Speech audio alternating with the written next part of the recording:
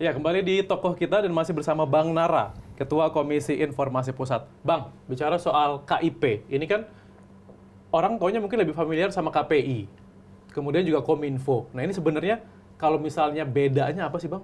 Ya, KIP kalau dengan KPI? bicara familiar, orang juga familiar sih dengan Komisi Informasi, tidak hanya dengan penyiaran. Bedanya yang paling gampang gini, penyiaran itu TV kan sama radio. TV itu prinsip dasarnya adalah dia dari yang terbuka menjadi yang ditutup. Kan nggak boleh yang aura-aura gitu yang terbuka atau yang membangkitkan pembunuhan atau apa itu kan diblur. Gitu ya, jadi kan yang terbuka ditutup. Kalau Komisi Informasi yang ditutup harus dibuka. Berbedanya di situ. Apa informasinya? Ada informasi yang ditutup dia harus dibuka. Apalagi itu informasi sesuai dengan ranah undang-undang yang harus dibuka. Yang harus publik tahu. Publik gitu ya? tahu. Di situ bedanya. Terjemahannya banyak itu, nggak bisa 1 jam atau 2 jam, itu 8 SKS itu penjelasan itu gitu. Tapi prinsipnya di situ, kalau penyiaran dari yang terbuka ditutup, kalau Komisi Informasi dari yang tertutup dibuka gitu. Nah itu maksudnya kalau yang informasi yang ditutup dibuka itu gimana Bang? Nah, informasi itu adalah informasi publik. Jadi Komisi Informasi itu adalah terkait dengan informasi publik, bukan informasi ya. Jadi informasi publik, informasi di publik itu beda tuh.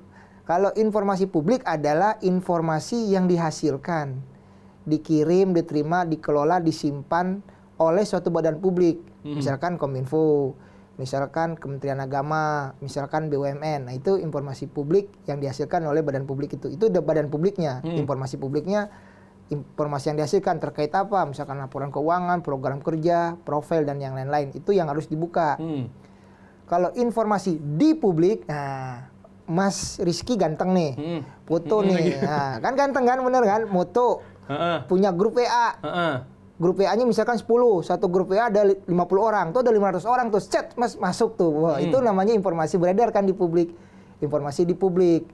Nah, terjemahan dalam bahasa terkini kan ada hate speech, hoax, dan yang lain. Kan siapa aja bisa ngirim itu kan, hoax. Nah, itu ranahnya adalah di Kementerian Komunikasi dan Informatika. Nah, kalau berarti kita ranahnya di informasi publik. Nah, berarti kalau misalnya publik ini katakanlah ingin memanfaatkan atau ingin mengambil haknya dari KIP, dan apa yang bisa kita minta gitu Bang dari KIP? Oh sebagai iya, publik masyarakat? informasi publiknya bukan ada di Komisi Informasi, tapi informasi publiknya ada di badan publik. Badan publik itu yang tadi saya bilang contohnya Kementerian, gitu. Perguruan tinggi, BUMN, bank gitu kan, atau lembaga non struktural.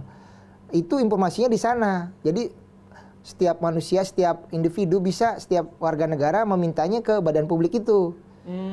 Apabila di badan publik itu tidak diberikan, misalkan informasi itu harus dibuka, misalnya tapi kita tidak minta diberikan. laporan keuangan gitu Ya, misalnya. saya nih kementerian apa misalnya ya? Oh itu boleh Bang. Misalnya saya pribadi nih tiba-tiba saya misalnya pengen tahu keuangannya Kementerian Agama gitu boleh? Boleh. Silakan minta Kementerian Agama. Pada saat minta kan ada proses ya, harus ada menyerahkan identitas, terus ada ngisi formulir, karena kan nih informasi publik, nggak informasi main-main. Tujuannya jelas, maksudnya tidak diberikan, mestinya kan harus diberikan ke laporan keuangan. Nah, nanti dalam sekian hari itu dihitung, sampai nggak diberikan bisa melapor ke Komisi Informasi. Nah, Komisi Informasi lah yang bertugas menerima, memeriksa, dan memutus apakah ini bisa diberikan atau tidak.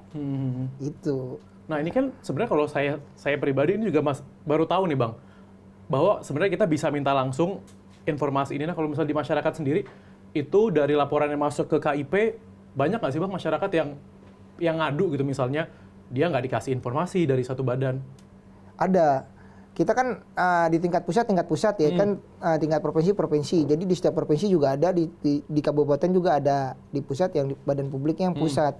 Badan publik pusat kayak tadi Kementerian, BUMN. Kalau badan publik provinsi kan BUMD, Pemprov kan gitu ya. Nah, di tingkat pusat ada juga, banyak juga permintaan informasi itu. Total sampai hari ini dari katakanlah sengketa ya, sengketa informasi publik itu jumlahnya sampai ribuan malah kita. menerima itu sengketa. Tapi itu kan bukan hanya pada tahun berjalan, tapi kan ada yang sebelum-sebelumnya, akumulasi dari sebelum-sebelumnya. Nah ini biasanya masyarakat minta apa sih Bang, dan kenapa nggak dikasih gitu? Kenapa mereka nggak dapat haknya? Permintaannya macam-macam ya, dari tentang menanyakan tentang sertifikat atau tanah, terus informasi tentang keuangan yang tadi, atau informasi tentang hal-hal yang lain lah ya, yang menurut dia ingin tahu sebagai individu. Kalaupun tidak dikasih itu pada satu era tertentu, mungkin pemahaman tentang keterbukaan informasi publik di badan publik tuh pemahamannya belum masih baru kan ya, jadi belum paham gitu. Sehingga banyak orang yang minta, kayak tadi laporan keuangan dulu nggak ada yang ngasih. Profil pejabat nggak ada yang ngasih, misalkan kayak gitu. Dulu kan tidak ada. Tetapi dengan berjalannya waktu, badan publiknya membenahi diri, permohonan informasi yang seperti itu sudah diberikan. Jadi grafik permintaan informasi itu berkurang, yang sifatnya yang memang harus dibuka. Banyak yang harus dibuka, tidak hanya laporan keuangan, itu kan sederhana.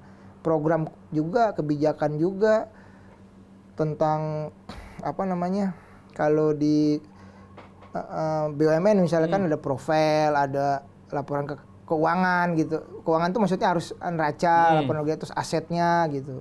Keuangan kan banyak juga breakdown-nya di situ. Itu yang udah harus dibuka. Kayak saya selaku Ketua Komisi Informasi merupakan salah satu pejabat yang katakanlah nomor HP saya beredar di mana-mana. Terus gampang nyari data saya. Buka aja kan di website ada.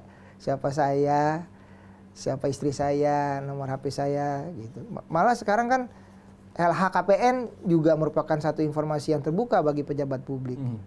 Kan seperti itu. Orang malah bisa langsung lihat gitu ya, sumbernya juga di mana-mana. Sumbernya di mana. Nah, tapi Bang kalau misalnya bicara soal tadi, ini tuh masuk ke ranah mana sih Bang? Kebebasan kah untuk informasi publik ini atau seperti apa sebenarnya? Ya, maksud pertanyaannya mungkin gini ya, makzabnya kalau jadi mengacu ke rujukan hukum, ini masalah hak asasi. Makanya dia berada di pasal 28. Pasal 28 Undang-Undang Dasar 1945 kan tentang hak asasi. Ada 28A, B, C, D, E, F, J kalau nggak salah. Hak asasi manusia ada di J. Bagannya hak asasi gitu. Tapi kalau informasi publik itu ada di 28J. Di situ dijelaskan 28J salah. 28F. Nah, 28F. 28J itu yang tentang hak asasi manusia. Nah, 28F itu adalah hak setiap individu, haknya Mas Rizky, haknya saya dan hak yang lain untuk mendapat, memperoleh, mengembangkan informasi bagi dirinya sendiri dan komunitasnya. Jadi saya punya hak. Dilindungin saya oleh Undang-Undang Dasar. Saya minta kayak tadi contohnya program laporan keuangan, laporan keuangan, kebijakan, progres program dan lain kepada badan publik. Saya punya hak, nggak bisa dilarang saya. Gitu. Kalau zaman satu era terdahulu nggak bisa kan seperti itu. Era sekarang bisa gitu. Itu dilindungi oleh Undang-Undang Dasar, bukan undang-undang. Itulah hak asasinya kita.